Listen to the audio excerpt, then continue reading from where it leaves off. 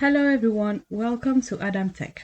We are back today for a new video on VirtualBox. In this new video, we will see together how to install VirtualBox, and we will also discover the different steps to follow to install VirtualBox.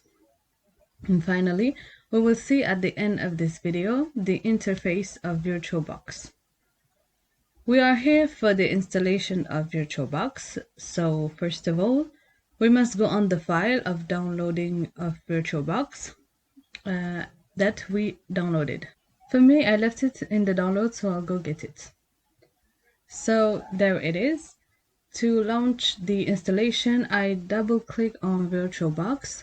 You will see it launches automatically, so we will just have to confirm for it to go well.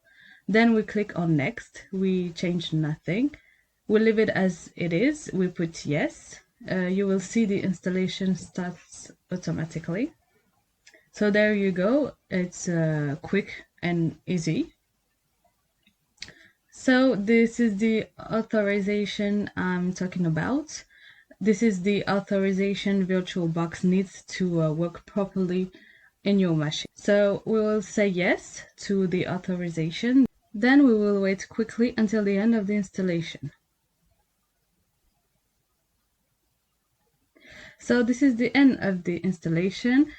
We will click on finish, and then we will see the VirtualBox interface that will open automatically by itself. So here we have the interface of VirtualBox. This is what the interface of VirtualBox looks like. We have everything here. There are the settings.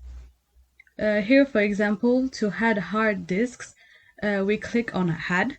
Then to restart, to create a new virtual machine, we put new. Then we just have to fill in the information of the machine we want.